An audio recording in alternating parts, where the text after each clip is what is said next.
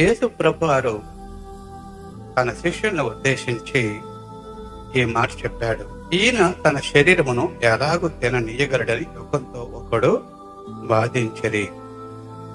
యేసు ప్రభువు చెప్పే మాటలు వారు ఆధ్యాత్మికంగా గుర్తించలేని స్థితిలో ఉన్నారు. శిష్యుల్లో ఉన్న గొప్పతనం ఏంటంటే డౌట్ ఉంటే అడిగేవారు, మనమేమో అడగం. అది మనకే వాళ్ళకున్న తేడా. ఇక్కడ అన్నారు వాళ్ళు, శరీరాన్ని ఎలా తిన్నిస్తాడు అంటే భౌతికమైన శరీరం అని చెప్పని వారు అనుకుంటున్నారు. కానీ యేసు ప్రభు చెప్పింది భౌతికమైన శరీరం గురించి కాదు, శరీరానికి పోల్చబడిన ఒక రొట్టెను గూర్చి ఆయన ఈ మాటలు చెప్తున్నాడు. పల్ల ఆరాధనలో మనం తీసుకుంటున్న రొట్టె ఆయన శరీరము, రెండవది ఆయన వాక్యము కూడా ఆయన శరీరమే. దేవుని వాక్యంలో మాట అంటాడు యేసు ప్రభువారు సాతాను శోధించినప్పుడు మత్తయి సువార్త 4వ అధ్యాయంలో, మనుషుడు రొట్టె వలన మాత్రము కాదు దేవుని నోటి మాట వలన జీవించును అన్నాడు. కాబట్టి రొట్టె భౌతికంగా కొంతకాలం మన జీవింపజేస్తుంది. 70, 80, 100 మొత్తానికి కొంతకాలం టెంపరీ. కానీ దేవుని మాట నిరంతరం జీవింపచేస్తుంది. మనకి రొట్టెను గురించే తెలుసు, భౌతికమైన ఆహారం గురించే తెలుసు, కానీ ఎందులో ఉన్న రుచి, ఇందులో ఉన్న విషయం మాత్రం తెలుసు. కానీ నిరంతరము జీవింపజేసే ఆత్మీయమైన ఆహారం గురించి, వాక్యమైన ఆహారం గురించి చాలా మందికి తెలియదు. యేసు ప్రభువారు శరీర రక్తంలో మనం పాలు పంపులు పొందవలసిన అవసరత ఉంది. నువ్వు మారు మనసు పొంది ఉన్నట్లయితే, నువ్వు బాప్తిసం తీసుకున్నట్లయితే, నువ్వు రక్షణ పొందినట్లయితే, నువ్వు ఖచ్చితంగా ఆయన శరీరంలోనూ ఆయన రక్తంలోనూ పాలు పంపులు పొందాలి. పొందకపోతే ఏం జరుగుతుంది? పొందితే ఏమి జరుగుతుంది? నా శరీరము తిని నా రక్తము త్రాగువాడే నిత్య జీవం గలవాడు. Number one benefit, blessings. Yesu శరీరము, యేసు రక్తములో పాలు పంపులు పొందితేనే మన నిత్య జీవానికి పాత్రలు అవుతారు. ఇది దేవుని వాక్యం. ఇది నువ్వు చెప్పినట్టు వినాలి, ఆయన చెప్పిన మాట నమ్మాలి, ఆయన చెప్పినట్టు చేయాలి. నీ సొంత జ్ఞానం, నీ సొంత బుద్ధి ఇందులో ఉపయోగించొద్దు. ఆయన శరీరము తిని ఆయన రక్తము త్రాగితేనే నువ్వు నిత్య జీవం కలిగిన వ్యక్తి అవుతావని వాక్యం చెప్తుంది. వాక్యంలో ఉన్న ప్రతి మాటను మనం నమ్మాలి. నంబర్ 2 బెనిఫిట్ ఏమిటి అంటే 54వ వచనంలో, అంత్య దినమున నేను వారిని లేపును. అంత్య దినము అంటే ప్రభు వచ్చినప్పుడు, నువ్వు బ్రతికున్నా లేక చనిపోయే సమాధిలో ఉన్నా, ప్రభు వచ్చినప్పుడు అంత్య దినమున నేను లేపుతాను అన్నాడు. ప్రభు ఎవరిని లేపుతాడు అంటే ఆయన శరీర రక్తముల్లో పాలు పంపులు పొందు వారిని లేపుతాడు. నీతిమంతుల పునరుత్థానంలో, మొదటి పునరుత్థానంలో లేపబడాలంటే ఆయన శరీర రక్తములో మనం పాలు పంపులు పొందాలి. 3rd బెనిఫిట్ 56వ వచనం, నా శరీరము తిని నా రక్తము త్రాగువాడు నా యందును నేను వాని యందును నిలిచి ఉందుము. ఆయన శరీరము తిని ఆయన రక్తం త్రాగుతున్నామంటే ఆయన శరీరం మన లోపలికి వెళ్ళిపోతుందని అర్థం. మనలో ఆయన, ఆయనలో మనము ఐక్యం అవటం. యేసు మనతో ఉండాలంటే, మనలో ఉండాలంటే ఆయన శరీర రక్తములో పాలు పంపులు పొందాలి. మనలో యేసు, యేసులో మనము ఐక్యమై ఉంటే మనం ఫలిస్తాము. ఆధ్యాత్మికంగాను భౌతికంగాను అన్ని విషయాల్లో మనం ఆశీర్వదించబడాలి అంటే ఆయనతో మనము, మనతో ఆయన ఐక్యం కావాలి. ఇది చాలా ఎసెన్షియల్. నంబర్ 4, యేసు ప్రభు శరీరములో రక్తములో పాలు పంపులు పొందటం అంటే అర్థం ఏంటంటే ఆయన్ని జ్ఞాపకం చేసుకోవటం అని అర్థం. ఆచారబద్ధకంగా తీసుకోవటం కాదు, ఏదో పలహారం లాగా తీసుకోవటం కాదు, ఏదో తీసుకోవాలి కాబట్టి తీసుకోవటం కాదు. ఆయన్ని జ్ఞాపకం చేసుకోవాలి. సిలువలో ఆయన నిన్ను చూపిన ప్రేమ, సిలువలో ఆయన నీ కొరకు చేసిన త్యాగం, ఆయన నీ కొరకు మరణించిన విధానం, ఆయన పునరుత్థాన విధానం, ఆయన ప్రేమించిన తీరు, ఇదంతా కూడా గుర్తు చేసుకోవాలి. ఆయన జ్ఞాపకం చేసుకోవాలి.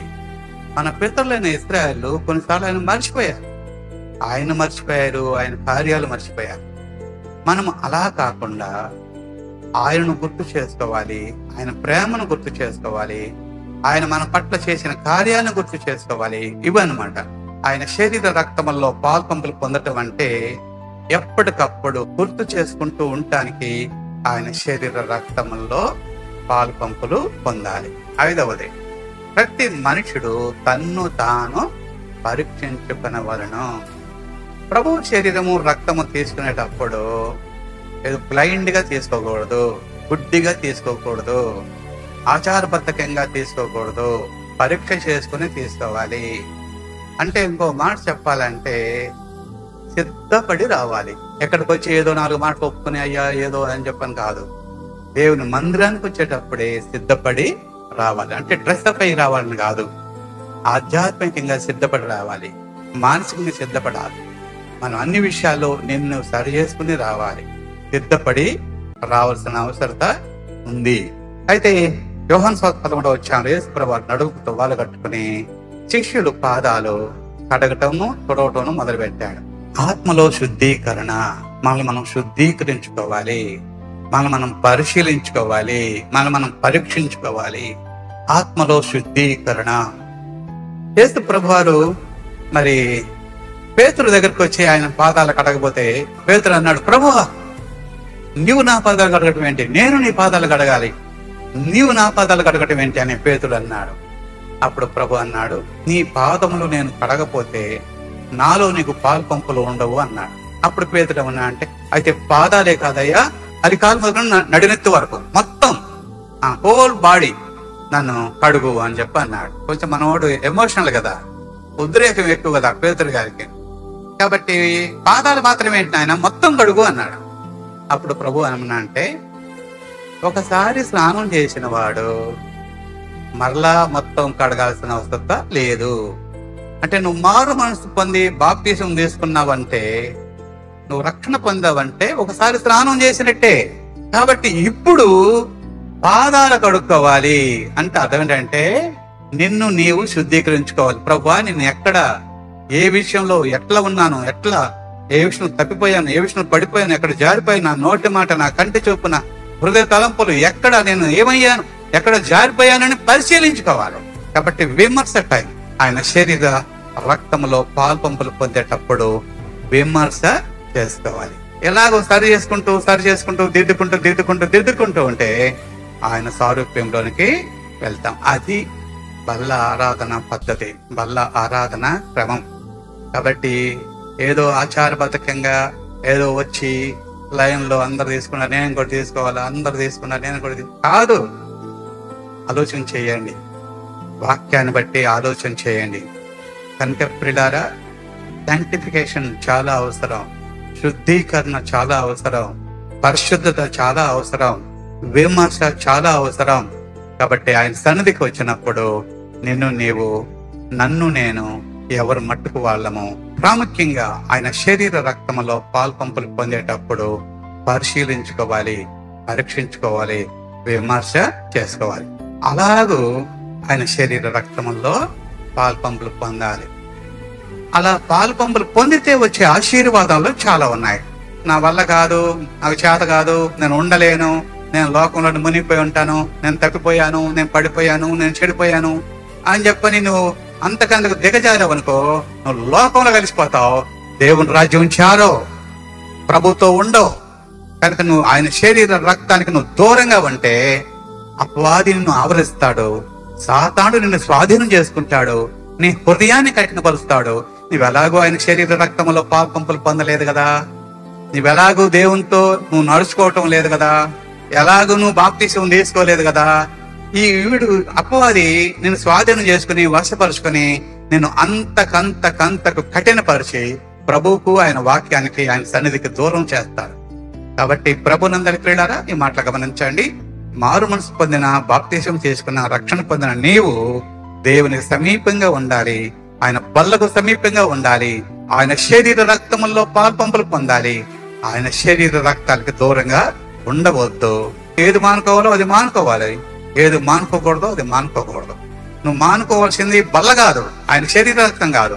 నువ్వు మానుకోవాల్సింది బల్లలో పాల్పంపులు పొందడానికి ఏ ఆటంకం ఉంటుందో ఆ ఆటంకం మానుకోవాలి, ఆ అభ్యంతరాన్ని మానుకోవాలి, దాన్ని తీసేయాలని.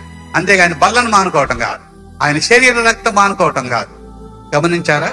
కాబట్టి ఆయన శరీర రక్తంలో పాల్పంపులు పొందితే వచ్చే ఆశీర్వాదాలు 5 విషయాలు నేను మీకు తెలియపరిచాను. దేవునికి మహిమ కలుగును గాక.